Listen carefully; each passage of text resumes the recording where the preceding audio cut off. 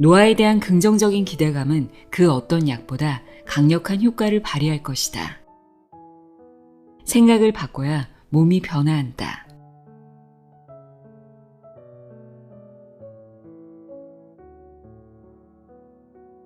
안녕하세요. 나의 소리책 갈피 소리내어 읽다입니다.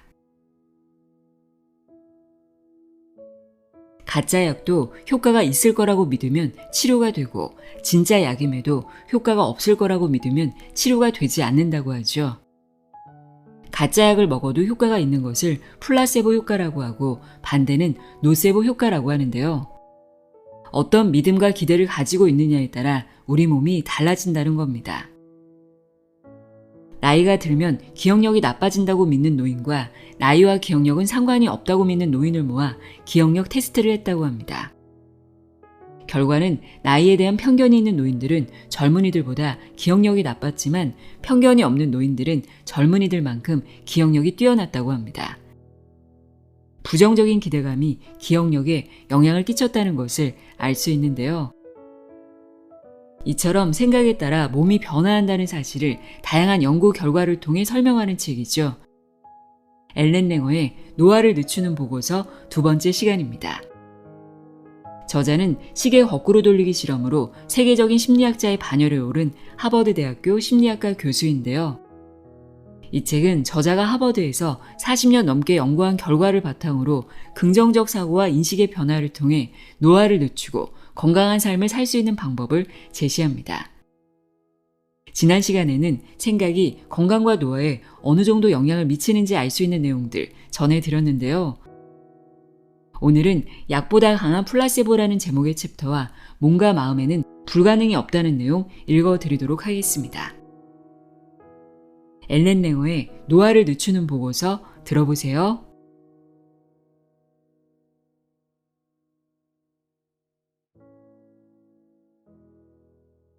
약보다 강한 플라세보. 플라세보의 힘은 어디서 오는 걸까? 설탕 알약이든 식염수 주사든 유약수술이든 그 치료법이 효과가 있을 거라고 믿으면 실제로 치료가 되는 경우가 많다. 정신과 의사 어빈커시가 진행한 흥미로운 연구를 보면 사람들은 카페인 섭취와 더불어 자신이 카페인을 섭취했다는 사실을 인식할 때만 신경 과민 증상을 보였다. 또한 우리는 치료법이 고생스러울수록 효과가 좋을 거라고 생각한다. 따라서 알약보다 주사가, 주사보다 유약수술이 효과가 높다. 유약수술에 관련한 데이터는 놀라울 정도다. 1959년 심장외과 의사인 레너드 코브는 흉통을 줄이기 위해 혈관을 수축시키는 수술인 내유동맥 결찰술을 받은 환자들을 관찰했다. 그리고 실제로 수술을 받은 환자들과 위약 수술을 받은 환자들 간에 아무런 차이가 없다는 사실을 발견했다. 양측 모두 즉각 흉통이 완화되었다고 보고했고 양측 모두 통증 완화 효과는 최소 3개월간 지속되었다. 효과 면에서 위약 수술이 전통적인 수술과 다름없는지를 시험하는 여러 연구가 진행되었다.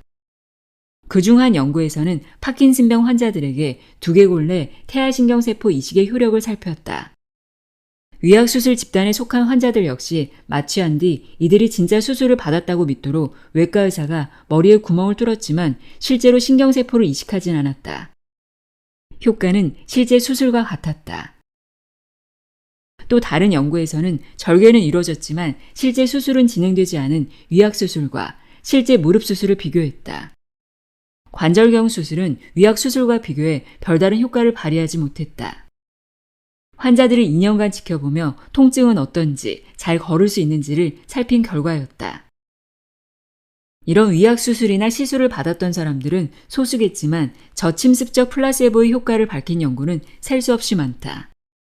한 연구에서는 피부에 생긴 사마귀에 밝은 색을 칠한 뒤 색이 지워지면 사마귀도 사라질 거라고 환자들에게 설명했다.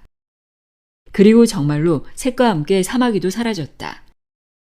또한 천식 환자들에게 기관지 확장제를 흡입하면 기도가 넓어질 거라고 설명하고 흡입하게 하자 실제로 놀라울 정도로 증상이 완화되었다. 하지만 이들이 사용한 천식 흡입기에는 활성 약물이 들어있지 않았다. 사랑니 발치로 통증을 호소하는 환자들에게 가짜 초음파 검사를 했을 때는 진짜 초음파 검사를 한 사람들만큼 환자들의 증상이 완화되었다. 플라세보 치료를 받은 대장염 환자의 52%가 증상 완화를 보고했고 이 중 환자의 50%는 S상 결자경 검사상에도 염증이 생긴 장이 나아진 모습을 보였다. 행동경제학자 데네리얼과 동료들은 우리가 약값을 많이 지불할수록 약효 또한 좋아지는 경향이 있다는 점을 발견했다. 한번 생각해보자. 두 사람이 똑같은 약을 다른 가격에 복용했을 때 건강에 차이가 발생하는 현상을 어떻게 설명할 수 있을까? 어떤 이유에서인지 치료 비용에 따라 건강이 좋아질 거라는 예측이 놀라운 개선 효과로 이어진 것이다. 스스로 건강을 낫게 할 수 있다면 왜 우리는 굳이 약을 섭취하는 것일까? 아마도 기술이 발달하면서 우리가 약과 의료적 치료에 의존하게 되었고 스스로가 나을 기회를 주지 못한 게 이유일 것이다. 다른 연구에서는 학생들에게 감기 증상의 변화와 증상 완화를 위해 먹는 약물 및 약의 효과를 기록하도록 주문했다. 그 결과 할인된 가격이 아니라 정가를 주고 감기약을 구매한 학생들이 가장 빨리 나았다. 이 연구진은 또 다른 연구에서 더 비싼 에너지 드링크를 마신 학생들이 피로를 덜 느끼고 인지력을 활용한 에너그램 과제에서 더 나은 성과를 보이는 것을 발견했다. 윤리적 쟁점을 불러일으킬 수 있는 사안이다. 나는 더 건강한 삶에 대한 답이 더 높은 비용이라고는 생각하지 않는다. 다만 이 연구 결과들이 중요한 지점은 우리의 믿음이 건강에 필수적이라는 생각을 뒷받침한다는 것이다. 우리는 심지어 섭취하는 알약의 색깔에도 나름의 기대를 품는다. 연구를 통해 노란색 알약이 우울증에 가장 효과가 좋고 초록색 알약은 불안에 좋으며 흰색 알약은 락토스만 함유되어 있다 해도 궤양에 좋고 빨간 알약은 에너지를 높이는 데 좋다는 사실이 드러났다. 특정한 말이 플라세보처럼 작용하기도 한다. 이런 말들의 힘은 그 말이 지극히 단순한 덕분에 삼키기 수월한 알약처럼 타인이 쉽게 받아들이는 데 있다. 플라세보가 신체적 반응을 좌우하듯 말이 행동 또는 반응에 영향을 미치는 경우가 많다.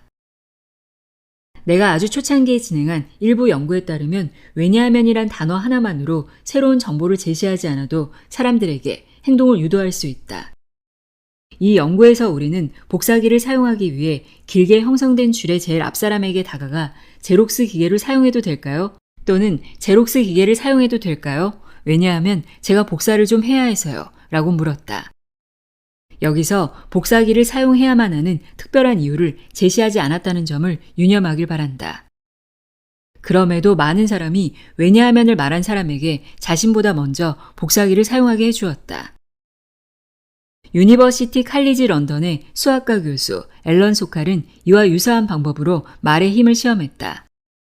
그는 한 학술지에 양자 중력은 사회적 및 언어적 구성체라는 내용의 터무니없는 논문을 투고했다. 대체로 양자 중력 같은 단어들이 지닌 무게감 때문에 아무런 문제 없이 통과되는 경우가 많은데 소칼의 논문 역시 출판 허가를 받았다. 그것이 가능했던 이유를 두고 그는 첫째, 그럴듯해 보이기 때문이다. 둘째, 편집자들의 이념적 고정관념에 힘을 실어주는 난센스로 듬뿍 버무려진 덕분이었다. 라고 말했다. 이처럼 우리는 알약과 언어에 강한 기대감을 품는다. 마치 폴 사이먼의 가사처럼 원하는 것만 듣고 나머지는 무시하는 것이다. 아웃라이어의 역습. 현재 진행 중인 연구들에서는 면역과 감기 증상 및 면역 기능에서의 노세보 효과를 주제로 한다. 노세보는 플라세보의 반대 개념으로 위약 치료 후 부정적인 결과가 나타날 거라고 기대하는 현상을 뜻한다. 이 연구에서 우리는 감기 바이러스에 노출되지 않아도 개인의 생각만으로도 감기에 걸릴지 확인하고 싶었다. 감기 바이러스가 들어오지 않아도 감기에 걸렸다고 믿는다면 감기 증상이 나타날 확률이 증가하는지 확인하기 위해 우리는 두 가지 연구를 진행했다. 우리는 노세보 마인드셋을 설정하기 위해 두 가지 개입을 활용했다. 먼저 참가자들에게 감기에 걸린 사람처럼 행동해달라고 했고 이후 이들에게 감기 초기 단계에 있다고 알렸다. 자기 유도와 마인드셋 유도 두 가지 모두 감기 증상을 키웠고 연구 세션이 끝날 즈음 실제로 감기에 걸릴 확률 또한 높였다. 우리는 바이러스 및 박테리아에 맞서 싸우고 점막을 보호하는 항체인 면역 글로불린에도 변화가 생겼음을 확인했다. 실험 방식은 다음과 같았다. 참가자들이 도착하면 연구자들이 이들의 침을 채취해 면역 글로불린 IgA의 샘플을 수집했다. 감기 바이러스가 몸 안에 들어오면 IgA 수치가 증가하므로 개입을 통해 감기를 유도하는 데 성공했는지를 해당 수치로 확인할 수 있었다. 또한 전신 증상, 비염 증상, 인후염 증상, 흉부 증상 이렇게 4가지 영역에서 증상을 평가하는 감기 설문지로 증상을 측정했다.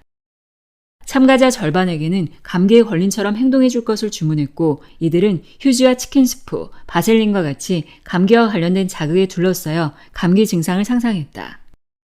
이들은 사람들이 기침과 재채기를 하는 영상도 시청했다.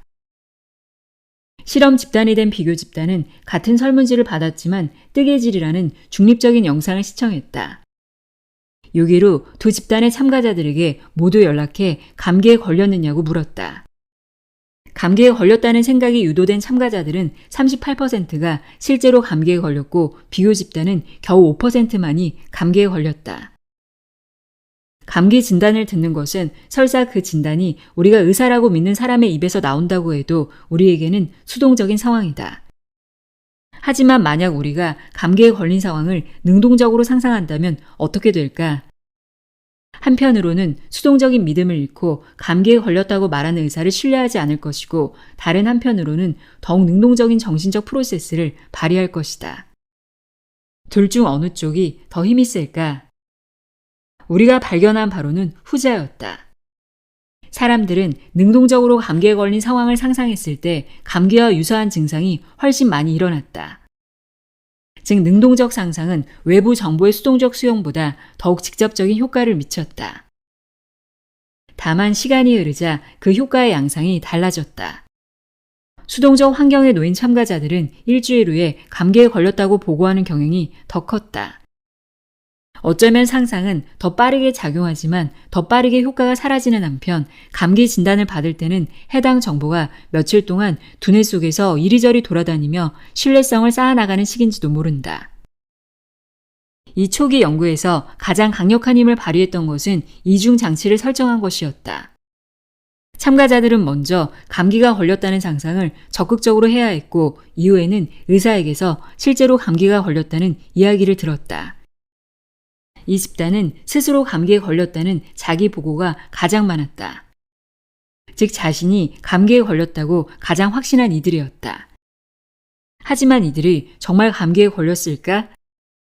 해당 참가자들의 IgA가 상승한 것을 보면 몸이 실제로 감기를 물리치려 싸우고 있다는 뜻이었기에 감기에 걸렸다고 봐야 했다. 이 모든 이야기가 감기 바이러스가 몸 안에 들어오지 않고도 감기에 걸릴 가능성이 있다는 사실을 시사한다. 물론 감기가 반드시 아무 근거도 없이 발생한 것은 아닐 수도 있다. 어쩌면 두 연구 상황 모두에서 잠복 바이러스가 있었을 수도 있다. 다만 참가자들의 생각이 잠복해 있던 바이러스를 활성화한 것이라면 생각으로 활성화된 바이러스를 차단하거나 완화하는 것 또한 가능하리라는 것도 비현실적인 상상은 아니다. 의학학자가 이런 결과들을 접한다면 당연히 놀라워하거나 의심할 거라고 생각할 것이다. 그러나 연구 결과가 정리된 논문을 검토한 의사들의 반응은 정반대였다. 한 검토자는 우리가 이미 당뇨 연구에 관한 논문을 발표했으므로 해당 논문은 독창적이지 않다고 일축했다. 이제 다들 심신일체를 믿고 있고 따라서 추가적인 연구는 필요하지 않다고 말이다. 의사들은 바이러스에 전혀 노출되지 않고도 바이러스 증상을 경험하는 것은 당연하다는 기조였다. 그렇다면 그 반대의 경우도 사실일 것이고 감기 증상을 완화하는 제약업계는 문을 닫아야 할지도 모른다. 쇼펜하우어가 남긴 것으로 알려진 말처럼 모든 연구는 3단계를 거친다. 첫 번째는 조롱을 당하고 그 다음에는 극심한 반대에 부딪히며 세 번째는 자명한 사실로 받아들여진다. 그러니 사람들의 사고방식을 바꾸기가 어렵다는 문제가 아니다. 사고방식이 달라지고 나면 사람들은 진작부터 알고 있었다는 듯이 행동한다. 우리의 논문을 승인한 학술지 에디터는 아직 세 번째 단계에 진입하지 않은 것이 분명했다. 안타깝게도 심신 이원론에 대한 믿음은 여전히 강력하게 형성되어 있다. 대다수 질병을 향한 가장 보편적인 믿음은 박테리아나 바이러스가 있어야만 병에 걸린다는 것이다. 그럼에도 우리 연구소와 다른 심리학자들의 연구실에서는 이런 시각에 의문을 제기하는 연구들을 발표하고 있다. 일반적인 감기조차도 생각에서 빚어진 산물일지도 모른다. 우리의 마음챙김 연구는 건강과 웰빙을 제한하는 여러 근거 없는 한계에 이의를 제기하고 있다. 우리가 이름표를 수동적으로 수용하는 태도를 극복하고 비관적인 기대보다 긍정적인 기대를 품고 플라세보 힘을 인정한다면 건강과 웰빙 모두에서 수많은 가능성을 확대할 수 있다. 지금껏 나와 다른 학자들이 진행한 연구만으로도 너무 오랜 시간 동안 우리가 가장 건강한 자신의 모습을 회복하지 못하도록 가로막았던 무의식적인 제약들을 잠재우기에 충분하다고 생각한다. 두뇌가 통증을 인식하는 법. 제약회사들은 약을 출시하려면 무작위 대조 임상시험에서 해당 약물이 플라세보보다 더 효과적이라는 사실을 연구로 보여주어야 한다. 다만 많은 사람이 모르는 사실은 플라세보가 이 약만큼 심지어 그보다 더 나은 효과를 보여준다는 연구가 셀 수 없이 많다는 것이다. 이런 연구들은 출판 허가를 받지 못해 사람들에게 알려지지 않았다. 우리가 이런 연구를 통해 깨우쳐야 할 점은 특정 약이 효과가 없다는 게 아니라 플라세보가 얼마나 효과적일 수 있는지, 약물은 보통 부작용이 있지만 플라세보는 대체로 부작용이 없는 사실까지 고려하면 그 효과가 얼마나 대단한지 깨닫는 것이다. 이런 점에서 나는 플라세보가 가장 효과적인 약이라고 생각한다.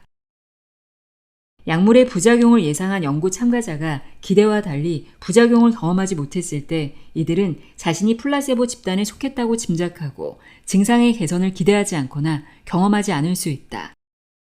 반대로 실제 약물 집단에 속한 참가자들이 부작용을 경험한다면 이들은 자신이 진짜 약물을 받는 집단에 있다고 결론짓고 효과를 기대할 수도 있다. 부작용이 클수록 자신이 약물 집단에 속했다는 믿음 또한 커진다. 따라서 약물이 플라세보를 능가한다고 해도 여기에는 개인의 믿음이 작용했을 수 있다. 2009년에 진행된 한 연구에는 오렌지만한 크기의 악성 종양이 겨드랑이와 사타구니, 가슴, 복부에 생긴 남성 환자의 사례가 등장한다. 주치의는 그에게 남은 시간이 2주도 채 되지 않을 거라고 판단했다. 그러던 중 환자에게 새로운 실험약이 투여되었고 종양들이 사라졌다. 이후 임상시험을 통해 해당 약물이 효과가 없다는 점이 밝혀졌고 이 사실을 환자에게 알리자 종양들이 재발했다. 다시 환자에게 약을 하나 처방하며 2배로 강력하다고 설명하자 이후 종양들이 다시 한번 사라졌다. 이것은 사실 플라세보였다. 2달 동안 아무런 증상 없이 지내던 환자는 이 약 또한 아무런 효과가 없다는 사실을 알게 되었다. 그는 며칠 후 사망했다. 참가자들이 증상의 가변성을 민감하게 인식하도록 조성된 환경 때문에 임상시험 결과가 긍정적으로 나오기도 한다. 약을 먹고 효과가 있기를 기대하다 보면 기분 변화의 미묘한 차이도 인식하게 된다. 증상이란 그 양상이 일정하지 않은 탓에 호전되는 순간도 자주 경험하게 되는데 이때 약효에 대한 우리의 믿음이 커질 수 있는 것이다. 여러 항우울제 연구도 이런 관점을 뒷받침하는데 즉 플라세보 연구에 대해 알고 있으면 그 효과를 크게 느낄 확률이 높다는 것이다. 참가자들이 개선을 기대하자 증상이 개선되었다. 그뿐만 아니라 플라세보 효과가 크게 나타나는 사람들에게는 실제 약물의 효과 또한 커진다는 증거도 있다. 그럼에도 일반 사람들 다수는 플라세보가 효과적이지 않다는 오해를 자주 한다.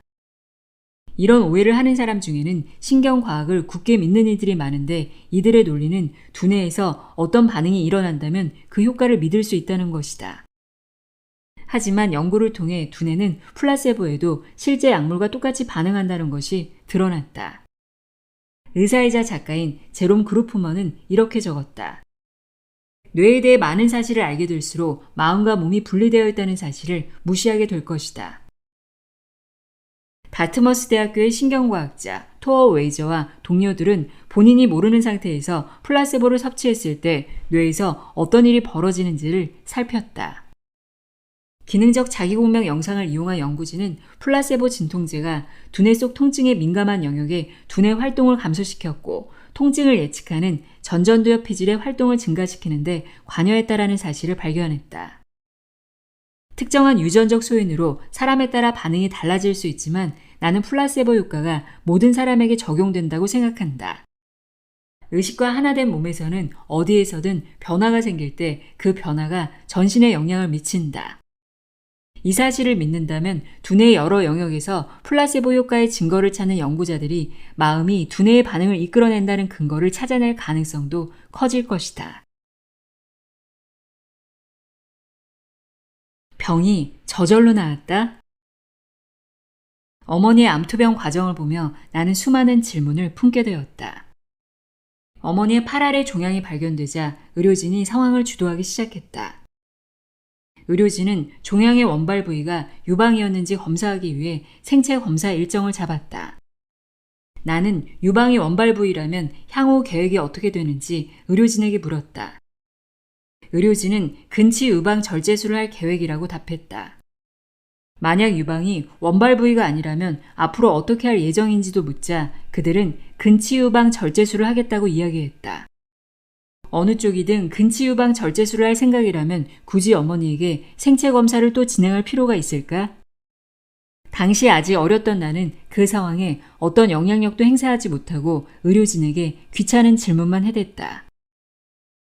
어머니는 수술을 받고 퇴원 후 얼마간 집에서 지냈지만 이후 진행한 CT에서 종양이 더 많이 발견되었다. 스스로 통제력을 가져야 한다는 사실을 인식해야 한다는 걸 알면서도 어느 순간부터인가 내가 어머니의 삶에 통제력을 발휘하기 시작했다. 어머니를 너무 안쓰러워하거나 비관적인 사람들은 병문안을 못 오게 막았다. 나는 암을 회복한 사람들의 놀라운 사연을 어머니에게 들려주었고 그중 한 명이 검사를 받으러 병원에 들렀을 때는 어머니를 한번 만나달라고 부탁하기도 했다. 어머니를 만난 이 여성은 의사에게서 6개월밖에 남지 않았다는 이야기를 들었다고 전했다. 의사의 말을 믿은 그녀는 재산을 거의 다 써버렸다. 18개월 후 그녀는 여전히 살아있었지만 삶을 즐길 경제력은 없었다. 어머니는 항암 화학 치료를 받을 당시 구역감에 시달렸고 머리카락이 빠졌지만 정작 치료 효과는 전혀 없는 것처럼 보였다. 이후 이어진 정밀검사에서 암이 췌장으로 전이된 것을 확인했다. 의사들은 어머니에게 몇 달도 남지 않았다고 전했다. 그러다 암이 사라졌다. 스캔상 암의 흔적이 전혀 보이지 않았다. 그냥 갑자기 사라졌다. 저절로 나은 것이다. 비교 집단 없이 표본이 하나뿐인 경우라 어머니에게 어떤 일이 벌어진 것인지 정확히 파악할 방법은 당시에도 그리고 지금도 없다. 다만 그 일 이후로 자연관해, 자연치료에 대한 관심이 생겼다. 자연관해, 자연치료는 실제로 있는 일이며 의료계에서는 이 현상을 설명할 훌륭한 답변이 없는 처지다. 그러니 자연관해가 나타나면 이제 환자는 암이 없는 상태고 암 환자라는 이름표를 벗어 던질 수 있다고 생각할지도 모른다. 하지만 안타깝게도 그렇지 않다. 물론 요즘 의사들은 자연관해가 나타난 뒤 암이 다시 생길 겁니다. 라고 대놓고 말하지는 않지만 이들의 입장에서는 가능성을 생각하지 않기가 어려울 것이다. 자연관해가 나타난 환자들이 질병이 재발하는 경우를 봤을 것이기 때문이다. 이들은 영구적으로 치유된 환자들을 거의 보지 못했기에 대부분 자연관해는 결국 실패한다고 예측한다. 하지만 대부분 자연관해가 성공하는지 실패하는지 우리로서는 알 수가 없다. 환자의 입장에서 보면 병이 호전되었다는 소식을 듣는 건 대단히 중요하고도 소중한 순간이다. 이 멋진 소식을 마음에 담아 환자들에게 전달하도록 의사들을 교육할 방법이야 많을 것이다.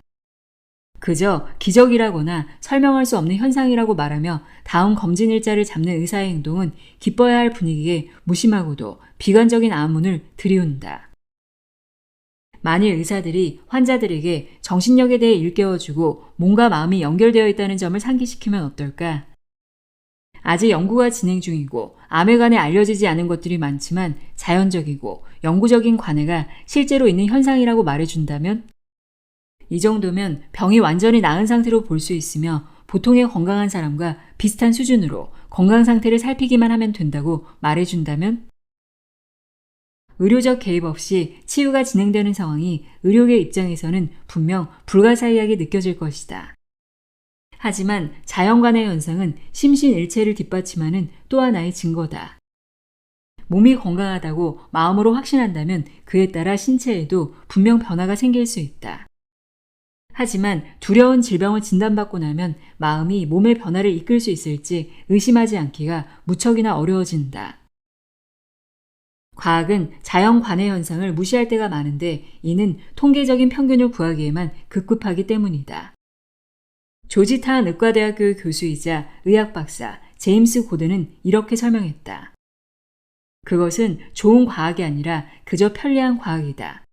거의 일어나지 않는 일이라 해도 이런 기적들은 지배적인 패러다임의 이례적인 현상으로 필시 새로운 연구의 지평을 열어줄 것이다. 자연관해가 흔히 벌어지는 일이 아닌 것처럼 보이지만 실제로 어느 정도로 희귀한 일인지는 잘 모르겠다. 사실 아파도 병원을 찾지 않은 사람들이 많은 만큼 자신이 질병에 걸렸어도 걸린 줄 모르고 자연관해를 경험한 사람들이 얼마나 될지 알 방법은 없다. 그리고 예상보다 더 오래 산 사람들이 있다는 것은 다들 아는 사실이다. 이런 사람들의 상당수는 아마도 주치의에게 자신이 아직 살아있다고 알리지 않았을 것이고 공식적인 의학 통계의 수치로 잡히지 않았을 것이다. 칼턴 대학교의 게리 샬리 박사와 캘거리 대학교의 핸드리커스 스탠 박사는 자연관의 사례를 검토한 뒤 이 현상을 설명할 데이터는 거의 없지만 생존자들의 믿음에서 나온 행동 패턴과 일화적 증거가 자연관의 현상에 영향을 미쳤다고 결론지었다. 캘리포니아 대학교 버클리 캠퍼스의 연구자 켈리앤 터너는 11개국의 암 생존자들을 인터뷰한 결과 유사한 행동 패턴을 발견했는데 그중 일부는 더 긍정적이고 타인을 잘 신뢰하며 영적이고 비타민을 섭취한다는 점이었다. 물론 이런 특징이 생존 후의 반응인지 아니면 생존에 영향을 미친 요인인지는 알 수 없다. 다른 연구자들도 암 생존자 다수가 자신의 몸을 치유해줄 신을 믿었다는 사실을 발견했는데 이는 우리의 생각이 몸에 중요한 영향을 미친다는 점을 시사한다. 암 진단을 받은 후에는 스스로가 건강하다고 생각하기가 어렵다. 그럼에도 우리 어머니의 암이 사라진 일이 있었던 1978년부터 지금까지 나는 우리의 마음이 진정으로 건강하다면 우리의 몸도 건강해질 것이라고 믿어왔다. 그래서 어쩌면 심리학이 자연관해라는 수수께끼의 답을 줄 수 있을지도 모른다고 생각한다. 시간과 연구가 알려줄 것이다. 다만 지금으로서는 이런 믿음 때문에 의료 행위를 거부하는 것이 아니라면 마음의 건강이 신체의 건강에 영향을 미친다는 믿음이 주는 단점은 아주 적다고 말할 수 있다. 한 가지 오해를 불러올 수는 있지만 말이다. 내 생각이 옳다면, 그러니까 대다수 사람이 상상하는 것보다 더 정신이 몸에 큰 통제력을 미친다면 좋지 않은 건강 상태와 질병에 시달리는 사람들은 본인의 잘못으로 그리 되었다는 의미일까? 물론 아니다. 우리가 태어난 문화에서 정신과 몸은 별개의 독립체라고 줄곧 가르침을 받은 이상 이 둘이 서로 다르다고 믿는 것도 놀랄 일은 아니다. 우리 연구소와 다른 연구소에서 진행한 심신일체 연구 결과들이 계속 쌓이다 보면 언젠가 마음과 하나 된 몸을 만드는 법을 배울 날이 올지도 모른다. 현재로서는 이 연구 결과들을 유리하게 활용해 더 젊고 건강한 몸을 만드는 방법을 찾을 뿐이다. 몸과 마음, 불가능은 없다. 약 30년 전 한 친구의 영향으로 홍채학자를 찾아가면 재미있을 것 같다는 생각이 들었다. 대체 의학인 홍채학은 홍채의 특징을 통해 건강의 여러 측면을 판단한다.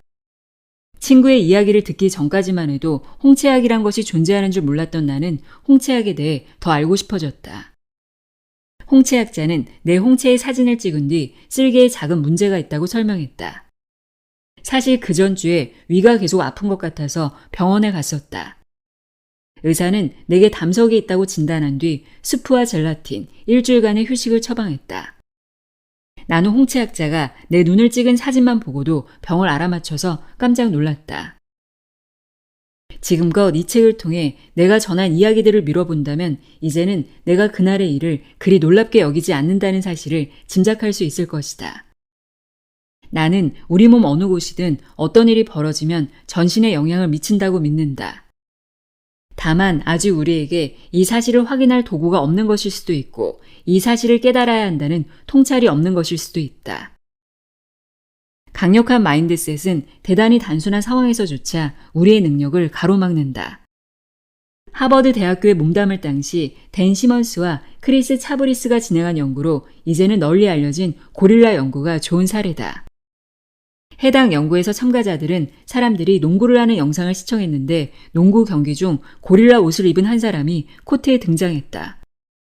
놀랍게도 영상을 본 참가자 대다수가 고릴라의 존재를 알아차리지 못했다. 하버드에서 열린 세미나에서 댄이 이 영상을 보여준 후 우리는 누가 고릴라를 발견할 수 있을지 예비 연구를 진행했다. 한 집단에는 마음 챙김을 행하는 법을 설명해 주었다. 이제 농구 경기 영상 한 편을 시청할 겁니다. 농구 경기는 전부 비슷한 부분이 있기 마련입니다. 결국 농구니까요. 하지만 당연하게도 경기마다 분명한 차이가 있습니다. 영상을 시청할 동안 해당 농구 경기가 다른 경기와 어떻게 같고 또 다른지를 살펴보시길 바랍니다. 다른 집단은 이런 설명 없이 단순히 영상만 시청했다. 마음 챙김에 관한 설명을 들은 참가자 대다수가 영상 속 고릴라를 발견했다.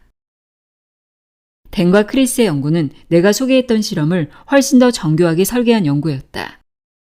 우리가 익숙한 문장에 중복된 단어가 삽입된 인덱스 카드를 사람들에게 보여주었을 때 대다수가 중복 단어를 보지 못했다.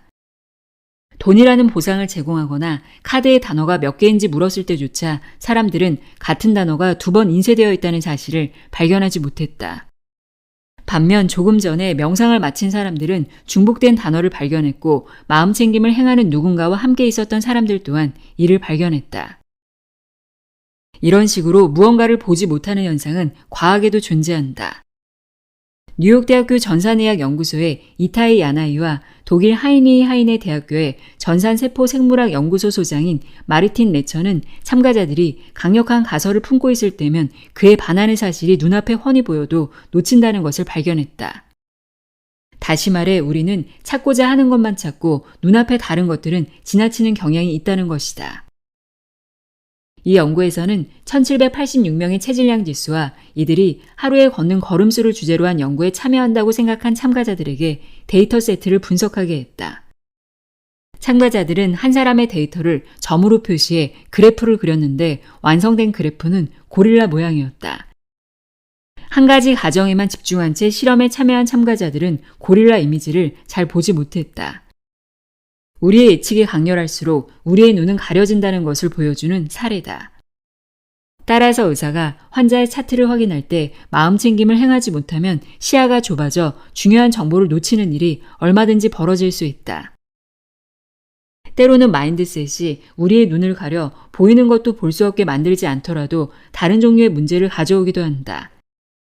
심리학자인 댄 웨그너는 어떤 대상을 가령 흰곰 같은 것을 생각하지 말라는 이야기를 들으면 우리가 아무리 노력한다 해도 그 대상을 떠올린다는 사실을 발견했다. 이 현상은 흰곰 효과로 알려져 있다. 어쩌면 흰곰에 대한 선입견이 있는 사람들에게만 이런 효과가 발생하는 건 아닐까? 나는 학생들과 함께 이에 대한 실험을 진행했다. 먼저 한 집단에는 흰곰 한 마리를 보여주고 다른 집단에는 4종류의 흰곰을 마른 곰, 살집이 있는 곰, 나이 든 곰, 어린 곰을 보여준 후 이런 주문을 했다. 흰곰을 생각하지 마세요. 그러면 두 번째 집단 사람들은 어떤 곰을 생각하지 말라는 것인지 명확하지 않을 터였다. 곰을 두고 선택권이 생긴 이들은 마음 챙김을 행했다. 그리고 첫 번째 집단은 우리의 지시를 따르는 것을 어려워했다. 이런 결과가 건강과 관련이 있는 지점은 우리가 인식하는 것보다 우리 자신의 생각을 통제할 여지가 더욱 크다는 데 있다. 암은 불치병이라거나 당뇨는 관리할 수 없다는 식의 생각을 하지 않으려 노력하기보다는 생각을 달리하는 편이 우리에게 더욱 이로울 것이다. 우리는 어떤 대상을 어떻게 생각할지 결정할 수 있다. 생각이나 상황을 바라보는 틀을 새롭게 할 때 우리는 새로운 차원의 통제력을 얻을 수 있다.